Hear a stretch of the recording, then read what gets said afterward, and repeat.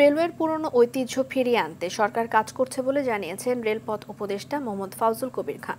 সকালে রেলওয়ের পূর্বাঞ্চলের চট্টগ্রামের পাহাড়তলীর ওয়াগন মেরামত কারখানা এবং ডিজেল ওয়ার্কশপ পরিদর্শন শেষে সাংবাদিকদের তিনি এসব কথা বলেন। এ সময় তিনি আরও বলেন, আগামীতে বিভিন্ন দেশ থেকে পার্টস এনে দেশে কোচ এবং ওয়াগন সংযোজন করা হবে। এতে রাষ্ট্রের ব্যয় এবং সময় কমবে। এছাড়া রেলের নিরাপত্তা নির্বিঘ্নকারীদের আইনের আওতায় আনার হুঁশিয়ারি দেন রেলপথ উপদেষ্টা। পরে রেলওয়ের সিআরবি কার্যালয়ে কর্মকর্তাদের সঙ্গে মতবিনিময় করেন তিনি। রেল একটা ঐতিহ্যবাহী প্রতিষ্ঠান, এটা কিন্তু দিন দিন এটার একটা অবনতি হচ্ছে, যে ওই প্রতিষ্ঠানটার সুনাম থাকতেছে না। তো আমরা রেলকে তাদের পুরনো যে ঐতিহ্য, পুরনো যে গ্লোরি, সেটাতে ফেরত নিতে চাই।